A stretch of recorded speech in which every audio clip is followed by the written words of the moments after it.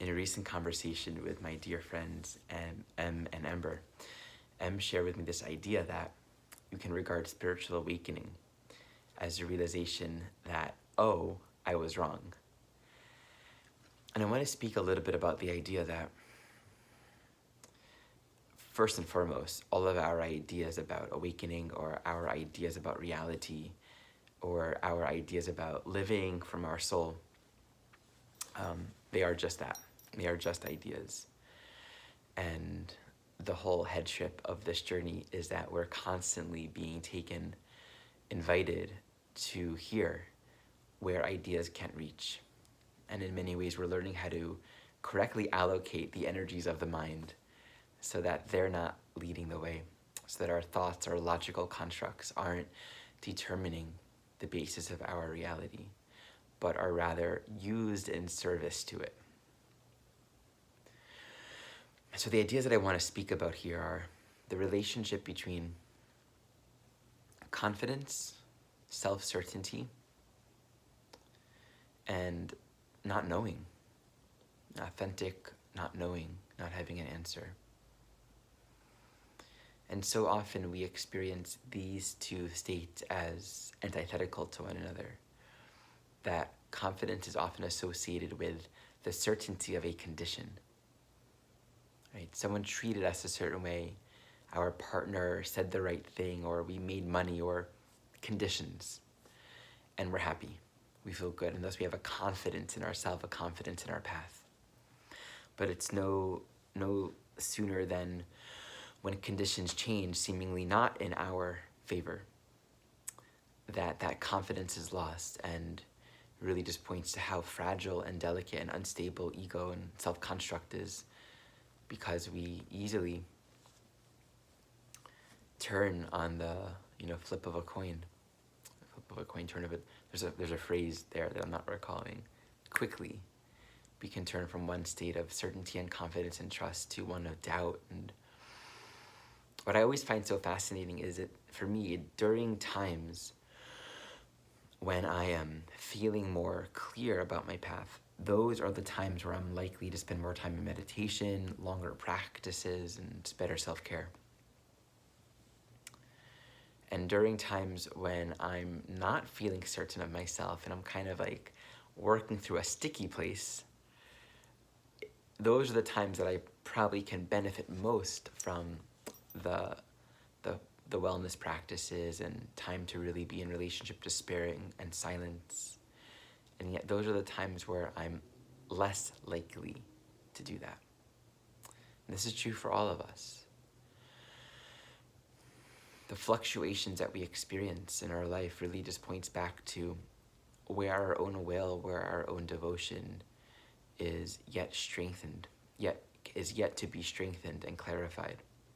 That if things are going good for us, if things feel great, then we will, live as if we will live as if we are where we need to be. But if things aren't great, we often just incessantly seek to figure out where we should go and how to do it and where we should be and when we should be there. So I want to present this idea, and this is something I'm so fervently and gently and compassionately working with in my own life, that confidence is not a function of condition. It has nothing to do with even being good at something, or being skilled at something, or having certainty in how things are going to be. Confidence, oh, is someone coming? Confidence is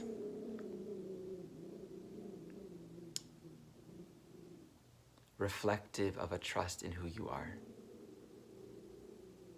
and our capacity in any moment to reference a deeper knowing, a deeper thread of wisdom that always invites peace, that always invites the possibility of wellness, the possibility of alignment, a perspective and understanding that will never take the mantle of wrong, problem, right, difficulty, dread, terror, worst case scenario, right? It's not going to sugarcoat anything, but it's always going to reference a way of thinking, a way of seeing that is more true. and to have a faith and a trust in ourselves that we have the capacity to access that. That is something we can cultivate. That's a confidence we can practice in our life. And life experiences are always gonna show up and bring different challenges and kind of rub up against the places where we have not yet learned this.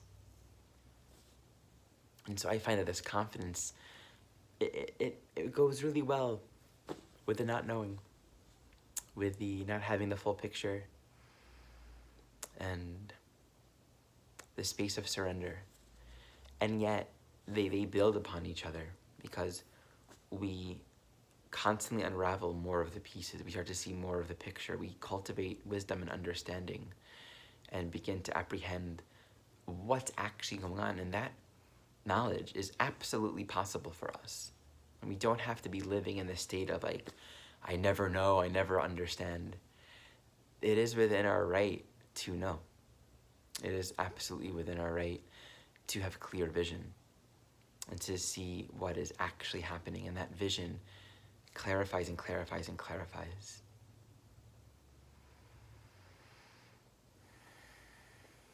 So confidence and the ongoing journey of realization, of discovery, of learning, they come together really well.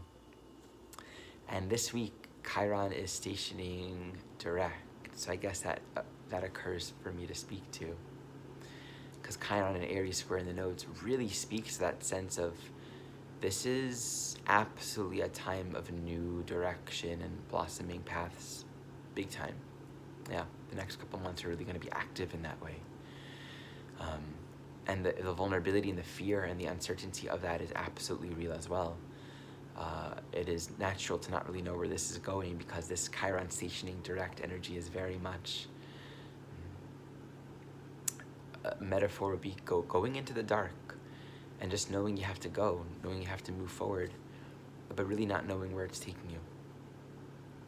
So there's a medicine that we find in the signature in standing close to a confidence and a trust and a leadership that doesn't depend upon condition, really comes from a trust in ourselves and our connection, our ability, our right, our capacity to reference and connect to what is true. And we only do the best that we can. That's one of the 4 principles, which I think are great. Right? Always do your best. And the next moment will help us out.